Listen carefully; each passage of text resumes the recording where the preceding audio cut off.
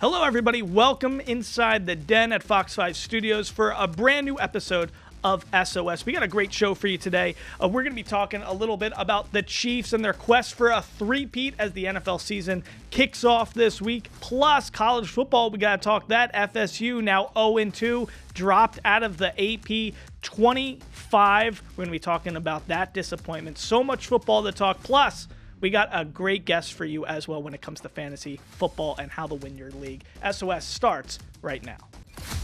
Make some noise. This is Sound Off Sports, sponsored by Sam and Ash.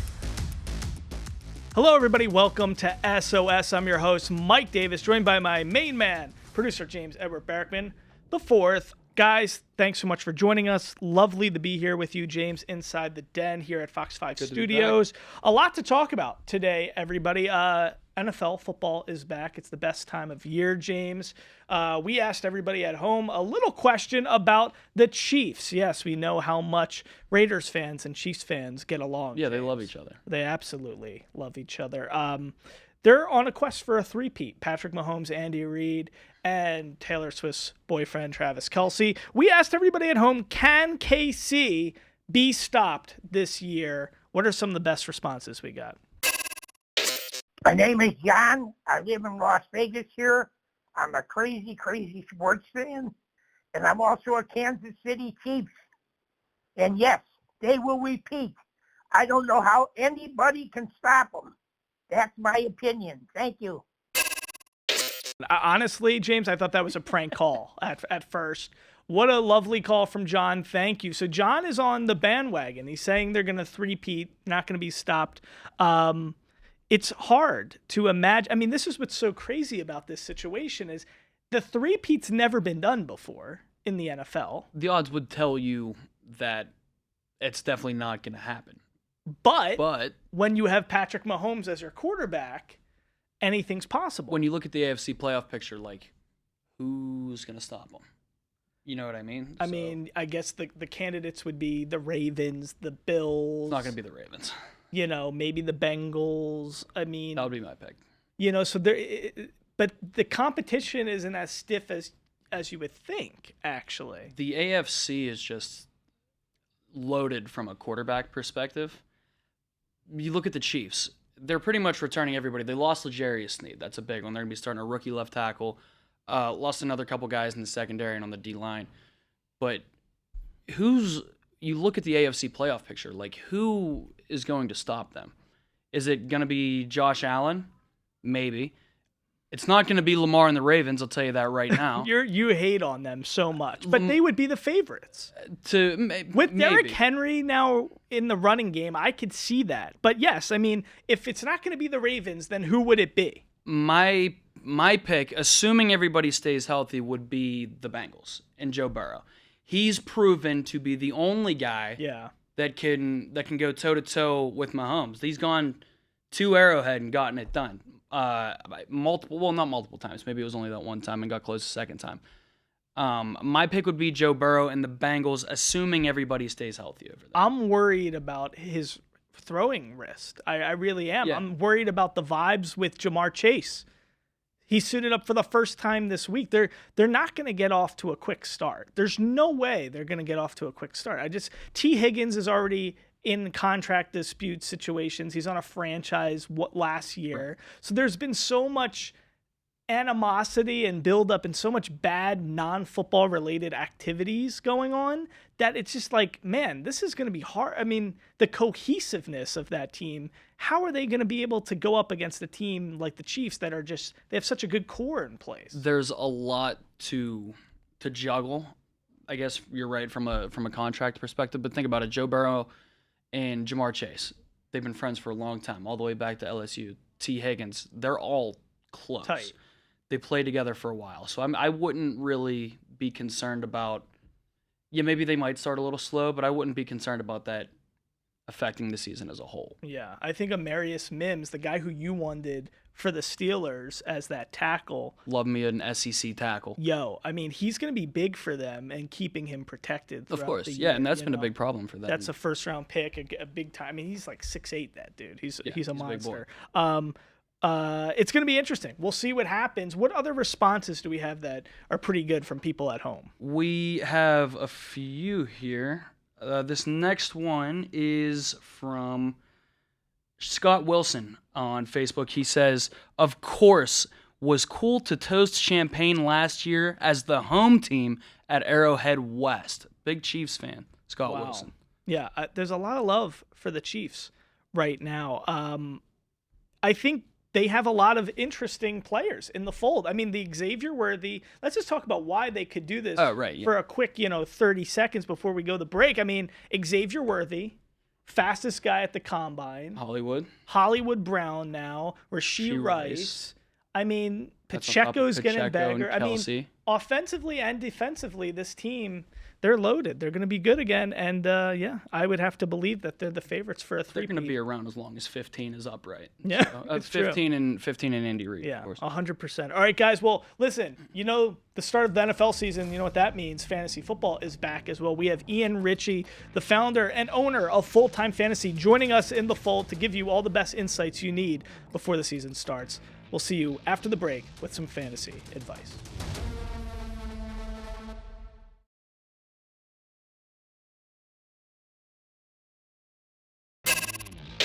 All right, everybody, welcome back to SOS. I am joined right now by one of the geniuses in the world of fantasy football. Yes, it's the owner of Full Time Fantasy, the great Ian Ritchie. Ian, always great to have you here during the best time of year as we gear up for fantasy football season. I got a big draft on Full Time Fantasy coming up, Jason Feinberg's draft coming up. But let's talk about this big, trends that we're seeing in fantasy football this year. As I'm preparing, doing mock drafts, quarterback, tight end, wide receiver, it's deeper than I've ever seen it before. And of course, running back is very barren. The landscape, there's not a lot of good running backs.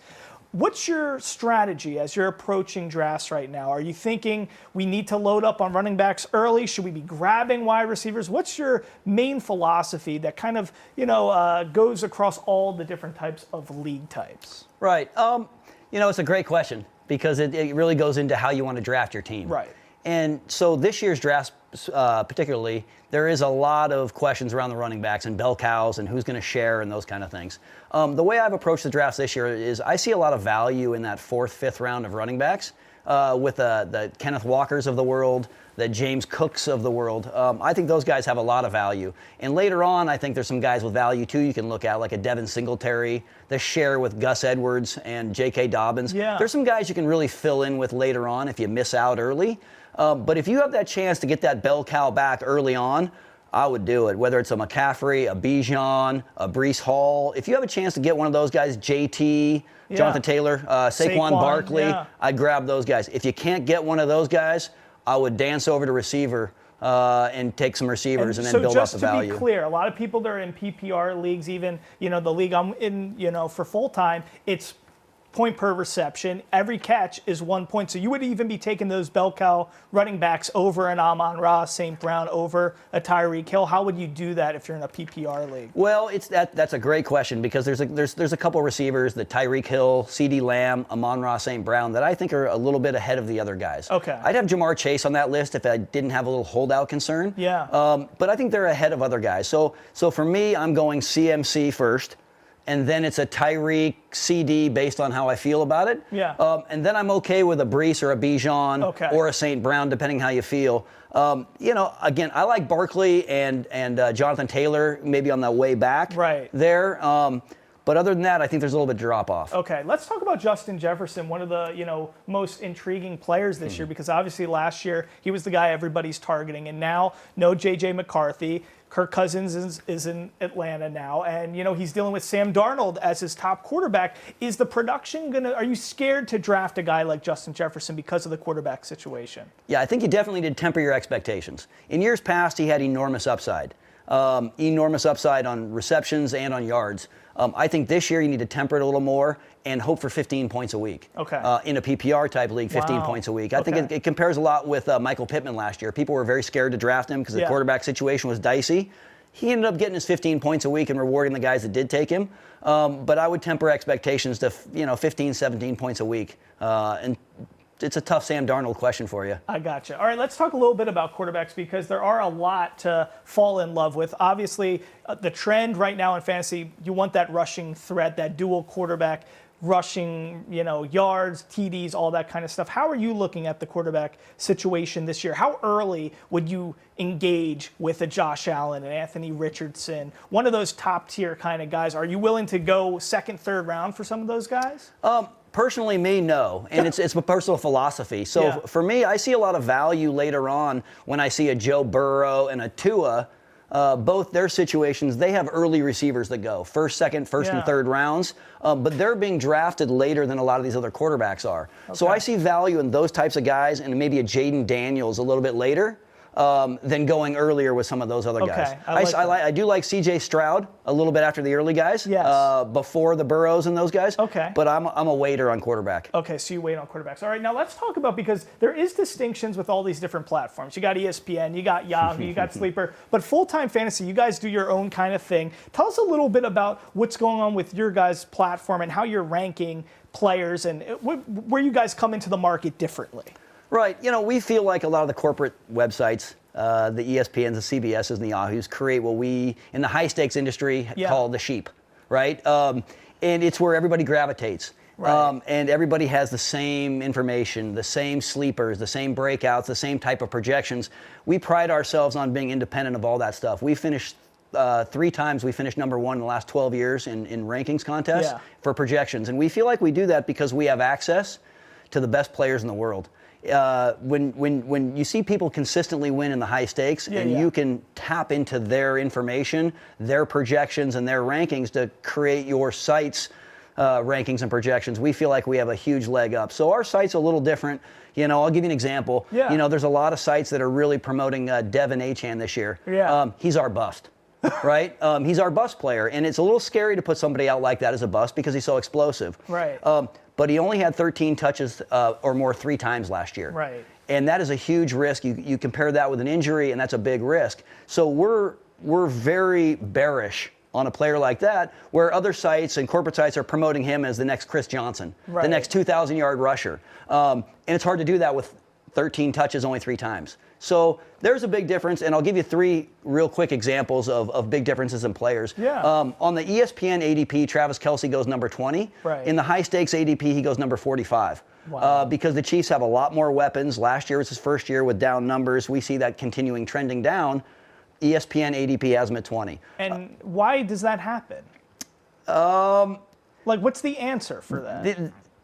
I think a lot of times people refuse to really think for themselves, and they rely on other people for information. And I think, being honest, the more you go to Twitter, the more you go to the big information sites, the more you're going to lose.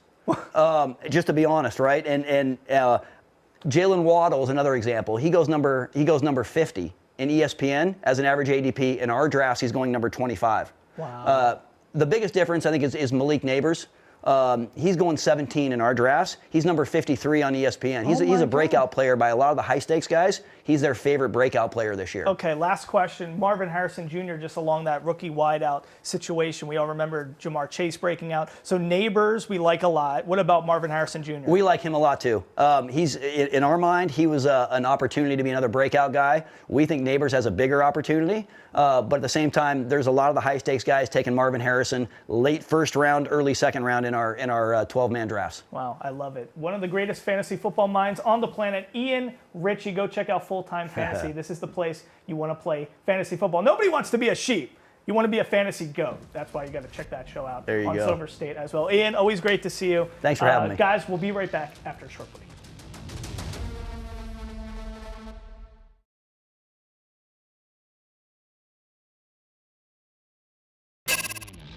All right, welcome back to SOS. We're back here in the den right now. Listen, we got to talk about some college football. I mean, this is the big football show this week. FSU, unlikable from my standpoint since I went to undergrad at the University of Miami. So we're already baked into It's going to be a brutal game to end the season. Not big. Or Florida State. Yes, we're not into each other, us Hurricanes and Seminoles fans. But let's talk about this because they're bumped out of the AP Top 25. Obviously, now 0-2, lost a crushing defeat to Boston College at home. Struggling with a running quarterback. struggling major. Mike Norvell, head coach, says to the press, "I'm sick of how this season started," and he said he failed in preparing the team to respond to that original defeat that they had against Georgia Tech Yellow Jackets in Ireland. And my whole thing on this, James, is like, listen, first game of the season, they had to kick off the college football season, right. in Ireland, so you're playing in another continent, a loss could happen. Locker room stuff, a lot of travel, hotel travel. You don't know what maybe you go to the Guinness, factory. Who knows where they were at the night before? Right. You have where no Pat clue. McAfee was at. But that loss, okay, maybe excusable. Inexcusable to come back after being 0-1 and now lose to Boston College, who now has head coach, 14-point favorite, Bill O'Brien, who was the OC for Tom Brady with all those Patriots wins and Super Bowls. So it's an interesting situation. James, tell me what your feelings are on this whole thing, because last year we know how the season ended when they got all upset about being knocked out of that playoff. I think that's my biggest thing here is you went 13-0 last season, and it sucks what happened to Jordan Travis late in the year where he goes down. And Florida State has every right to be upset about being left out of the top 4, although I agree with what the committee did putting in Alabama.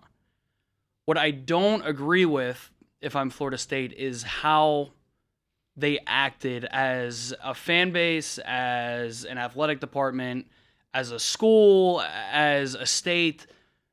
They threw a world-class temper tantrum over getting left out, went to the Orange Bowl, got smoked by Georgia. Right. So they had an undefeated season, go to the Orange Bowl, which is basically what was it? It was like a matchup between them. The game doesn't matter anymore because of the way the playoff system is. Right. But they were the ACC champions, FSU, and then they go to play Georgia. The SEC runner-up. And they lost to 60-something 63 to 3 or something. So when that happens, yeah, I mean, it's a shame, but they don't get into the top 4. Now, this year, there would be a lot of players opted out, right? A lot of their starters opted out for that game, and rightfully so, but so did Georgia. They had a lot of guys going to the NFL that didn't want to play in that game. So there was really no excuse to just lay down and get smoked. I was expecting, yes, they lost a lot of guys. I think they lost 15 starters. Brought in the 7th-ranked transfer class, brought in the 19th-ranked recruiting class, brought in DJ Uiagalelei, who I thought was solid at Oregon State last year. Right. But has been really, really bad to start. He originally was with Clemson, goes to Oregon State, now is with FSU. The thing that you were telling me in the back office, which I agreed with, is like, listen, now the circumstances are different. This college football playoff is expanded to 12 teams. So you almost have to just say, listen, last year's last year. If we played the way we did last year, we would have gotten into the college football playoff. Right. So last year's last year. The problem is they're having a hangover from last season, similar to how the Eagles, losing that Super Bowl, it kind of just stunted their growth. Even though they got started in a good fashion in the NFL, they couldn't wrap up the season because they had that Super Bowl hangover. Is that what's happening with the Seminoles? I just think that I wouldn't call it a hangover. I just think that for how you acted at the end of last season, instead of acting like a bunch of babies, to put it nicely, why don't we put our head down, go to work, and show everybody the mistake that they made at the end of last season, and let's get back into that position for this following year. And now you start 0-2. I was expecting a lot more out of Florida State. Yeah, they lost a bunch of guys, but I was really expecting to see a motivated squad. Yeah. And Mike Norvell has not done a good job. And you look at his stats without Jordan Travis, and his win-loss record without Jordan Travis, and they've not been good. So I'm really disappointed in Florida State. I was expecting to see a motivated squad come out and win the ACC, but now that's in jeopardy to your Miami Hurricanes, who look really good. Cam Ward, he's the truth. James, as we head the break, let's hear a response on this from somebody at home. This is from Marn Steve Thompson on Facebook. He says, as a lifelong Seminole, I wasn't delusional to think the team would be as strong as it was last year. But I also didn't expect this. No excitement, lack of effort, no energy, bad play calling, and a defense that is just not good. From the coaching staff to the players, very disappointing. They will always be my team, but it's going to be a long season.